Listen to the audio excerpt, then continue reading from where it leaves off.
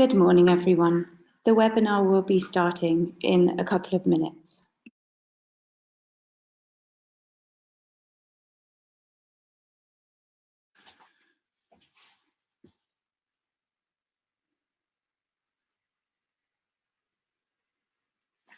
So good morning, everybody. This is Christian Lutz from Crate, and we're just waiting a little bit until attendees join, and we see you joining. So the purpose of today will be that I show you CrateDB Cloud on Azure. I will be structuring it in give you like a quick overview of why we decided to build Crate. What are the key features really, and how it's architectured. Then we'll talk about how it can be integrated into other applications, but especially into how it's integrated into Azure, how you can connect it. Then we do a quick demo. We'll see launching a cluster in a shortcut, and then we connect another application and run time series queries on a very big cluster. So you can see also the performance. And also we're having Juergen, Mayrbaeurl, solution architect from Microsoft, on the call, and we will just throw in some questions to each other so you get more context on that.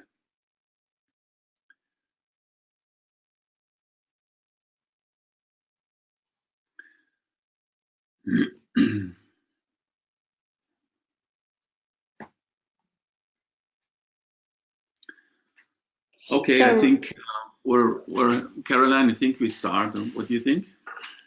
Yeah, I think that's fine. Good morning, everyone, and welcome to the webinar. I'm Caroline Stewart, and I work in the marketing team at Crate.io. I'm joined today by Christian Lutz, our founder and CEO, and also Juergen Mayrbaeurl, IoT solution architect at Microsoft. They will be your presenters on the webinar today. So before I hand over to Christian and Juergen, I'm just going to go through a few housekeeping items. If you have problems with the sound or can't see the screen share, please let us know through the chat. We'll be taking some Q&A at the end of the presentation, but if you do have a question as we go through, please don't hesitate to ask it. And finally, we are recording this session, so we'll be sending this through to you by email within the next few days. And with that, I'd like to hand over to Christian. Thank you. Thank you, Caroline, and also welcome, Juergen. Yes, welcome. Hi. Yeah, let's run through a couple of slides first. CrateDB Cloud on Azure, a purpose-built database to scale modern applications in machine data use cases predominantly. So when we look at machine data, especially in manufacturing large enterprises, and all of you know that, of course, there are many exciting use cases out there. And this is just representing some of them. And the thing is that all of these applications need machine data at scale, at large scale. And if you look to how this evolved over time, and basically how databases, let's say 30 years ago, started with a traditional relational approach, and in the next phase, maybe let's say the last 10 years, next gen and modern databases came, like also MongoDB and all the cloud server offerings that adapted some of the limitations there. Now with the machine data world and the digitalization that is happening, there are some very challenging new things that are happening and open up opportunity open up the opportunity for CrateDB, for example. So what that means is you have, with all these connected things, sensors tracking things moving around, and the overall sensoring up of our world, the volumes get very high, the velocity of data gets very high, and especially the variety of data gets very high. So you have all kinds of different data, which often requires different kind of databases then. And these different scenarios, and combine this so you can do fast data ingest and real-time analytics, but also run it in hybrid scenarios. And you can start with a small node and a small cluster and scale it to hundreds of nodes and petabytes. That's the challenge, and that's what we're purpose-built for with CrateDB. So what does it mean, like on a feature level? So in average, Crate will perform much faster than traditional time series databases, especially when you run ad hoc queries on it. It may be not always the fastest when you write the data, but especially when you work the data, then this is where we excel. And because, unlike many other solutions, we are a standard ANSI SQL offering, it means you can easily integrate it with anything in your existing framework, an ERP system that provides context to sensor data, and that makes it really easy. Since we're built on a NoSQL architecture and a document store architecture in the most modern way, you have all these beautiful things like replication, self-healing, high availability, rolling software updates, and all of that, and still keep the SQL advantage. Of course, security is also covered. When we say unlimited data scaling, we mean you can just go from 3 nodes to 6 nodes to 20 nodes to 100 nodes. Our largest use cases are several hundred nodes already. And that means you can not only scale, but this also means you can scale keeping the speed. All the data is hot. You do sub-second ad hoc queries on a petabyte cluster when you run a full text search, for example. And this scaling can run for you in the cloud automatically. And because of the architecture, it's also very cost effective. I go to that in a minute. In terms of real-time insights, that basically means you can store all your data hot and expose it through a standard Postgres SQL API and just connect anything that you want. And you don't have to create the cluster and think about what you want to query before you write the data. It's really very agile. You just add columns. You can just run ad hoc queries. You don't have to think about the schema so much, optimize for a query, but you just run it as you see fit, and you mix relational data with JSON data, complex structured and unstructured data in one table, essentially. So how are we doing that?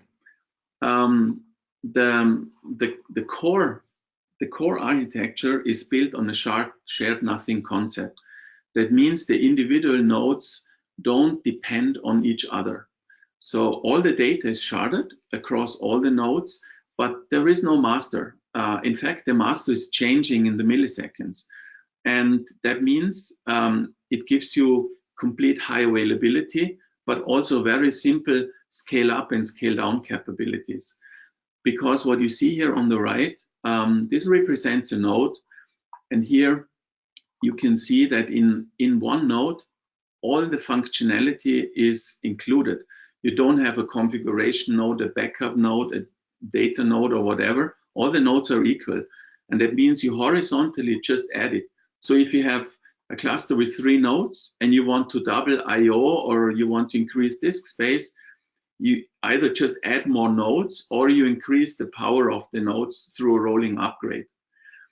And all the complexity of how you shard the data, how you do a query that runs distributed, you don't have to worry about it. Our analyzer and planner and the execution engine take care of it. So for the developer, this really feels like a single node SQL server, and you just connect it and run powerful queries, and you can just grow wherever you want to go. In the core, we're a document concept, and we're organized in a columnar way, however. So that means, and you will see that in the demo later, you just have columns, just as you know it from a traditional SQL database. However, you can throw in columns that you define as object columns, JSON documents, different kinds of JSON documents on different rows. You can enforce schema, you can have it automatically mapped. There are many options there. And this NoSQL style storage gives you all these benefits from the NoSQL world. As I said, full text search, high availability, partitioning, replication, fully automatic sharding, and all of that. How do you consume it? It's a cloud native architecture. Installing Crate is as simple as Docker run Crate, enter, and you have launched a node. If you launch 3 nodes in a network, they see each other, they automatically form a high availability cluster. But this cloud native architecture means also you can just deploy it anywhere where you want. You deploy it on a single computer on the shop floor, you deploy it in an edge gateway, or you run it on the cloud or on-prem or on multiple clouds or on multiple on-prem solutions. So wherever you have Java and Linux, this will help you run the system. The core effort that Crate undertook, the core IP also, is that we implemented on this architecture a distributed SQL query engine that combines many of the requirements that you have in a modern application use case dealing with machine data. Just a word on speed. Our speed comes very close to an in-memory database. Without persisting in memory, we're always persisting on disks, on fast disk preferably.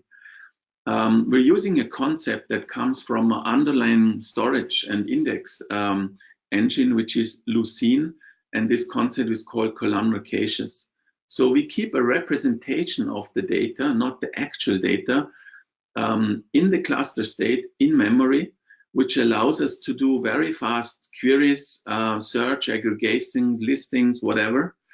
And only when we deliver the result to the asking client node, we actually get the data. And this concept works very well for machine data use cases, and gives you an almost in-memory speed at an unlimited scale. You're not bound by the memory constraints of the nodes that you're running on, which also makes it very cheap. To give you an idea, if you run an in-memory query, it may only take, on an in-memory database, it may take 20 milliseconds. With Crate, it may take, I don't know, 30 milliseconds. But this milliseconds will stay the same even if you scale significantly up, way beyond the in-memory capacity that you have in your nodes. And this is really the key. So we combine uniquely a standard ANSI SQL interface with powerful querying capabilities on a NoSQL scale-out architecture with all the benefits associated. So what does that mean in terms of the pain points? It gives you, especially on this data versatility, as I mentioned, the possibility to enhance sensor data with relational data, full text data, and run powerful queries. Time series data, it's full geospatial capable, like PostGIS. You store text, and you also can store blobs and run this all on commodity hardware and on cheap instances. And the scalability, as I said, is shared nothing with a horizontal scale out. Of course, there's a little overhead when you add nodes, but really it's very small. So essentially you double your throughput, your IOPS, and by doubling the number of nodes. You don't have to worry about running this thing. It's very easy. So usually a developer just can run it. You don't need, like, for example, with Cassandra, FTEs to manage and run a cluster, carefully watching it all the time. It's very reliable, it's very redundant, and and you just deploy it and grow it and don't have to think much about it. And as I said, you gain a lot of flexibility with your use cases because you can run it on the edge and in the cloud as well. Let's have a quick look on two axes in this comparison chart with competition that I think are the most important two axes. So one is efficiency and the other one is scalability. On the efficiency, that means that the resource requirements, the cloud footprint to run a use case is significantly less with Crate. So we have benchmarks and can show you use cases where you can run, for example, a workload that requires 20 Mongo nodes. You run this on 5 Crate nodes and you gain 10x, 50x query performance at the same time. So this is one way how we are efficient. Usually we reduce cloud footprint and cloud cost associated to that. The second one is using a standard SQL interface means anybody, the 16-year-old intern and the 60-year-old developer that is the expert for the last 30 years in the company, out of the box can work with Crate, but also you can use your whole tooling system. You can connect to anything that's out there and you already developed with maybe little adaptations, but essentially it's ANSI SQL. And that means anybody can run it. And the third point connects to my previous comment, which is the admin effort, the time to manage it, the oversight required, it's minimal. It's very easy and simple to run. And on the scalability side, Cassandra and Cosmos DB, I would say they're even more scalable. They have even larger use cases. Cassandra runs a 40,000 node cluster for Apple Siri, but this comes at a certain cost and at a certain price. With CrateDB, you get also, in a practical sense, unlimited scalability. As I said, our largest customer, McAfee, runs hundreds of nodes in multiple clouds, and you can just elastically scale out as you see your use case grow. So that's kind of how we differentiate in this competitive requirement. If you have more questions here, we have benchmarks and questions that we can answer to your particular use case. So to give you an idea on the traction, we have about 1,600 clusters running globally using CrateDB with some very heavy production use cases running since 2015. McAfee is one of our most hardened use cases, but also customers, tier 1 customers like ABB, Nokia, Qualtrics, startups like Bitmoving, industrial companies like Zumtobel and Alpla are completely relying on the cluster capacity and capabilities of CrateDB. So how is this integrated on Azure? Very easy. It's symbolized here in a very easy chart. So you have the Azure offering, and within the Azure offering, you use CrateDB Cloud as an alternative persistence option, basically. And it's connected through standard interfaces that Azure IoT provides. And then you can also deploy, if you want, a CrateDB Edge module here and connect basically the world to the cloud and to Crate, and then run your applications here. So at this point, I would like to ask Juergen, as an IoT expert, solution architect expert, overall, how do you think this CrateDB offering makes sense here on Azure?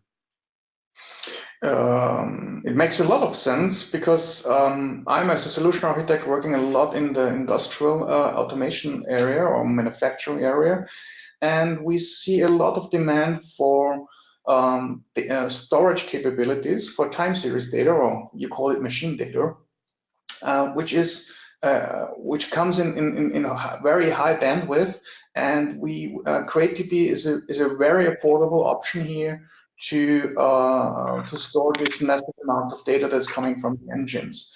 As you already said, it gives you the possibility to store everything in a hot area, so you don't have to tier your storage. And it gives you, based on the SQL interface, a very easy way to get started and to integrate it in existing workloads, or even use it as a storage system for custom application development. I agree, and you brought an important point up actually, which is the tiering of the data. That's often a thing to think about. And what we see is that sometimes you combine Hadoop scenarios with a hot querying or warm querying capability, and with all the cost that is coming down. And for example, on Azure, SSD costs to blob storage costs on the gigabyte only differ by 1 cent. Our approach is to store all the data in Crate, and you basically have everything hot, and you can create a tier by combining nodes that have SSDs and spindle disks and slow, cheap disks, which are almost no more expensive than a blob store. But you can tag the data in Crate in your application and enforce that certain data runs on the slow nodes, on the slow disks, and certain data runs on the ultra SSDs. And this means the query on the old stuff just takes longer, but you don't have to worry about loading data, dropping data, and all of that. And I think that's a very, very important thing that you called out. Yeah, let me add one thing. I think what's really super important and very great to have now is that CrateDB Cloud is now available as a fully managed service. You said before that it's easy to spin up or run. Even any developer can run or store a Docker-based instance of CrateDB. But having it as fully managed version on Azure means that anyone can go to the portal, say, I want to have my cluster spin up, and after some minutes, it's immediately available, and you can start working with it without knowing anything about Docker run commands. It's just by clicking this one button, you're capable of having it available and start working with it. And that's what normal in modern architectures or modern solution architects are used to. They want to get this up as soon as possible, as fast as possible, and then just work with it without worrying about any kind of administration, operation, and all this kind of stuff. Yeah, exactly. Thank you. So when we look at this, our approach to this architecture and in those use cases, and this has again to do with how do you reduce cloud footprint and optimize the cloud footprint, especially when you then grow these use cases. Our approach here is that we essentially, when you combine data warehouse cold storage capabilities with hot query capabilities, actually you can do that with Crate now. And it's very often, a typical customer scenario is that we replace 2, sometimes 3 databases with just this cloud offering now. Because very often in these use cases, you simply have to run traditional SQL-based tables, because that's how the information exists in an SAP ERP system, in the quality system, in the article database, in the recipe management system, whatever. That's relational info. And then you have time series data to store, and then you have to run powerful queries on it. And that's kind of the key advantage that we bring here, that we make it really much simpler. I lied out a little bit that the Crate also has a powerful edge story. So there is a GitHub example available that is laid out here, which shows that you can, in this example, it basically connects an OPC UA sensor data data producer you have basically then an edge module that saves the data in Crate. There's a flattening module attached to that, and you have the full capability of Crate. It's the same binary that runs in the cloud that does the querying, allows you to do edge analytics if you want to, and also connect, for example, the Grafana Edge module to run edge analytics and visualization. And at the same time, you can push the data up to the IoT hub by creating a pipeline, how you pull the data up into the cloud. So how does it now look actually when you do that on Azure? As Juergen pointed out, it's now a fully managed service that comes in different flavors. There's a general purpose flavor, there's a storage optimized flavor, and an IO optimized flavor. We're in the process of rolling these storage optimized, IO optimized scenarios out as we speak. And what you do is you basically go onto the Azure Marketplace and just launch it. And I just show you here basically how you do that. You just go on CrateDB Cloud on Azure, and you click on Launch Now, and then basically you log in and just start. That's how you do it. And I'm skipping that now because the time to do that is it takes a few minutes, so I'm skipping it. But we provide you with a link to a video where you can actually go through the whole thing, how you select the scenarios, how you define a cluster name, and basically you see the offer details, you connect your Azure account, you create an organization, and define the access parameters, username, password. And then what you see here is you define the scale. So there are the scale units that you want. This is how you define the cluster.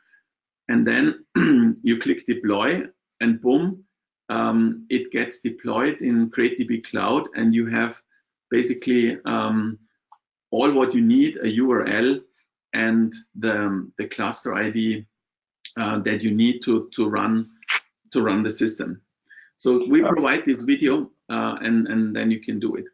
Sorry, Christian, to interrupt you, because as before I said, it just takes minutes. What's approximately the time it will take to have a cluster available to start working with it? Depending on how quickly Azure reacts, and it's really 2-3 minutes or something like that. Oh, that's what I expected. Yeah. Yeah. And so I jumped just over this here in the presentation. I did it only as a backup. And so in the end, you basically land in the integrated management console. And what's upcoming also, and this is a sneak peek on that, you also have this configurator then available, where you don't have to even worry about how many nodes do I need. Basically, you just define the ingests per second, how many queries do you want to run, the package size, and the data retention. And this then will design for you the cluster size that you deploy, and of course dynamically also can edit. So let's have a look how this now actually looks like once you successfully started the cluster. So this is now a cluster that has been deployed. It's simple. It has two nodes. You basically see here the details on these two nodes and how they are utilized.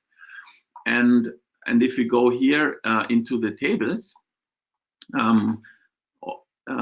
you see this is a very simple schema here.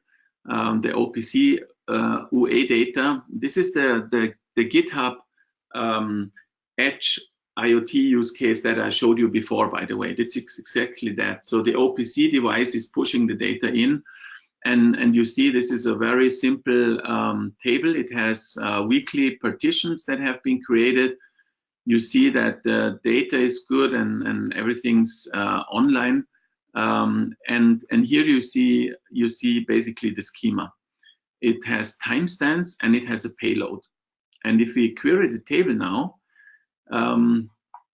and just run a query here, you see how that looks like. You have now the timestamp, and here you see the object that has been inserted, and it's as simple as that. And if we now take this cluster, and also it's again a time thing here. There is a description available that's how you connect Azure IoT Hub and CrateDB Cloud. There's a very detailed blog post that you can see online, how you actually create this connection and how you connect to Azure services there. So I don't run through that, but it involves basically that you define the consumer and connect everything on the Azure portal. Here in the resource overview, we have the IoT Hub running, and once this is all connected, you have the data in the Crate cluster on Azure as we've just seen it here.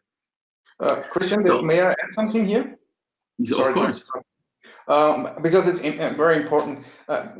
Very important in this case is that this connectivity between CrateDB and Azure IoT Hub is not done by adding additional compute or any other software component in between. It's really a matter of configuration. You just have to tell CrateDB, connect, get all the ingested data from this IoT Hub, and without any additional cost, every data that comes through the IoT Hub will be immediately taken from the CrateDB and put into the storage system of CrateDB. Yeah. And this is a very important factor, because, especially if you're thinking about a scenario where we have massive amount of data.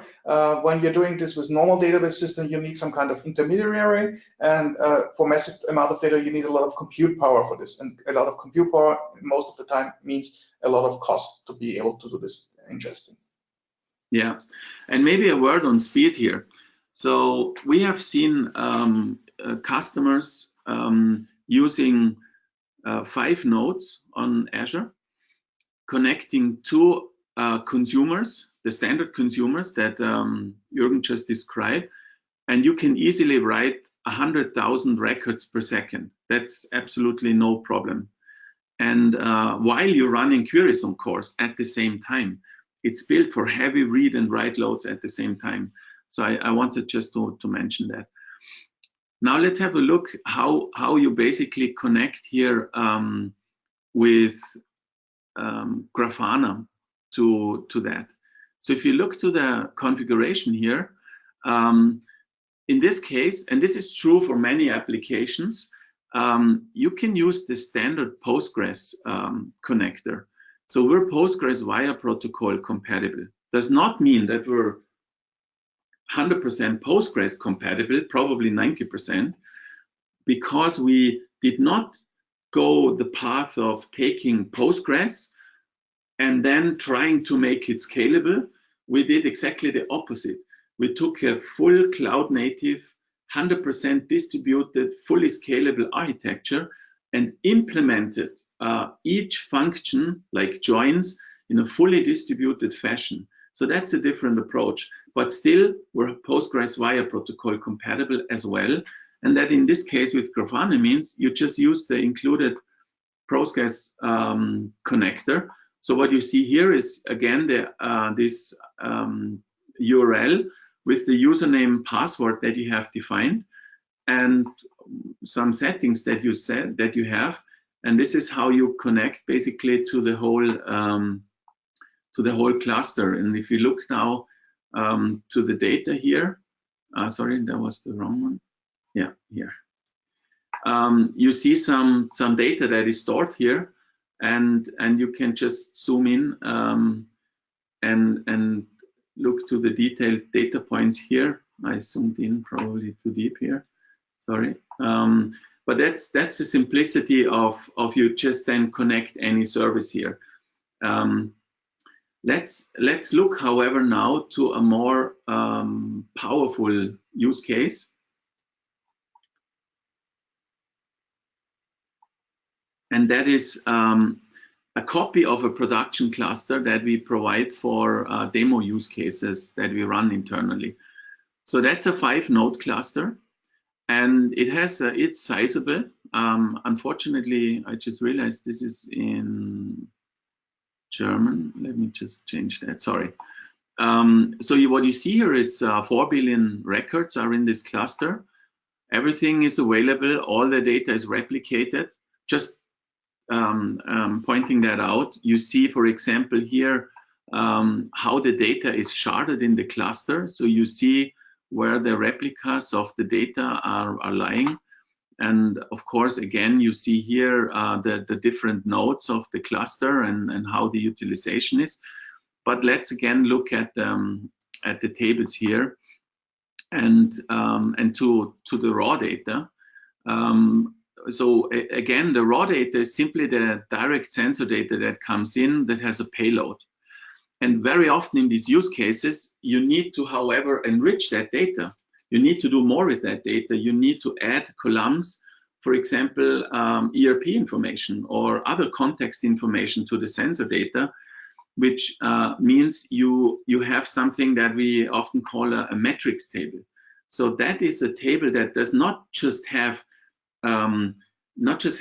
one sensor. It has tens of thousands of sensors in one table, and the schema that you see here is thousands and maybe 10,000 columns wide, and it includes a combination of relational, structured, semi-structured, and unstructured data. What you also see here is the partitioning. You can partition automatically over time by the month, and if we run a query here now and just look at the data, very simple, you see here, and that's what I wanted to show, a lot of null here. So in a traditional system that has SQL, that is worrying, because this will create a lot of dead space. With Crate and our architecture, it doesn't matter at all. You can have 100 billion rows and 5,000 columns, very sparsely filled, does not impact the performance. But let's now look at some like very typical queries that we of course prepared here for you.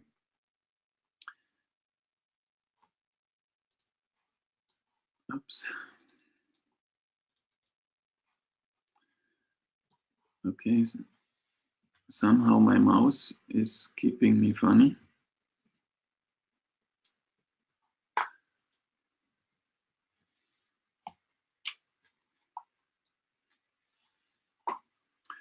So we did execute now a query that basically looks for a certain machine model. In that's so for the context here. This is the data of 150 production lines from 18 different factories, all connected to the cloud, all in real time, hundreds of millions of records. In this case, currently the snapshot is 4 billion records, and we did this query here and ran basically through all these records, and we get this result pretty quickly. I show you a more interesting query now.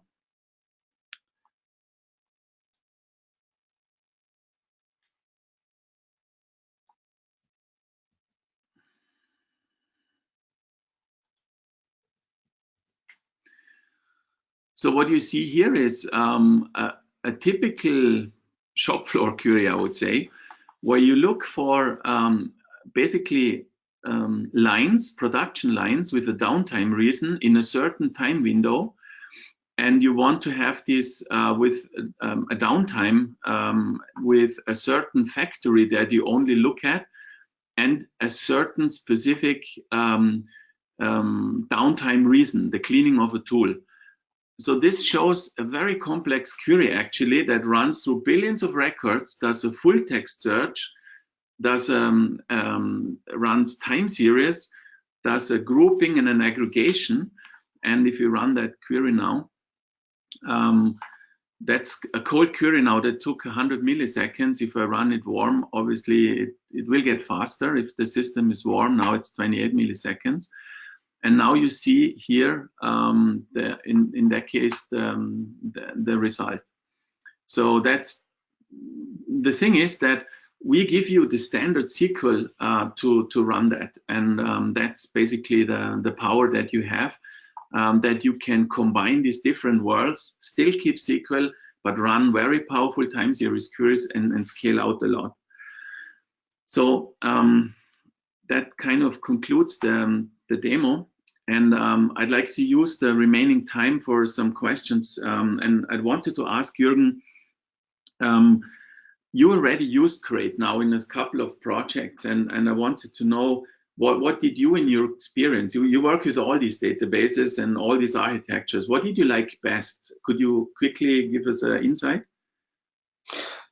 Yes, I can do it quite quickly. It's really this affordability, this cost efficiency that you get with Crate for a massive amount of data. You already mentioned when we're talking about IoT, this is one of the best big data scenarios we know, and we have to really talk about the numbers that are, what kind of data bandwidth we are expecting here.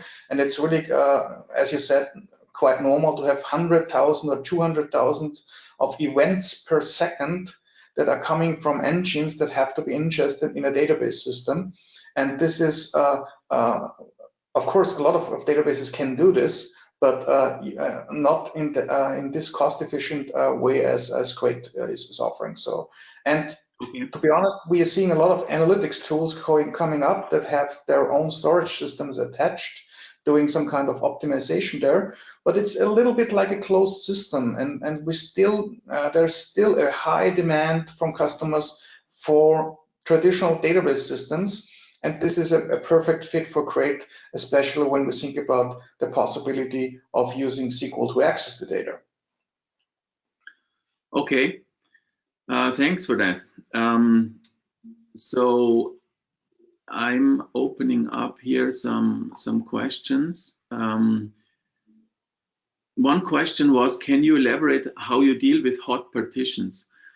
Well, very briefly.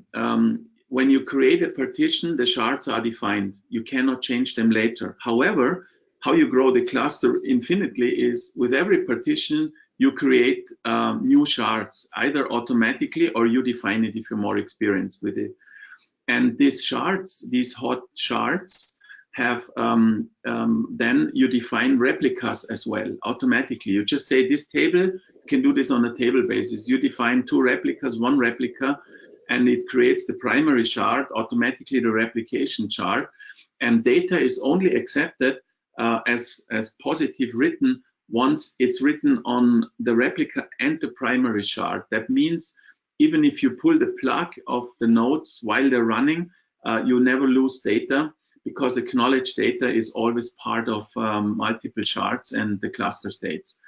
The power is that as you grow that data with the partitions, when you run queries and aggregations, we will only touch the shards that are affected by this query. This is why it usually gets faster the more complex the query gets, because the less shards we may have to touch.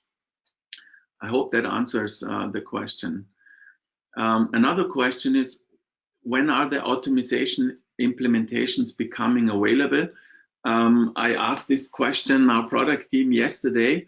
They were scheduled by end of this year, and I think they're going to be available in the very early of January.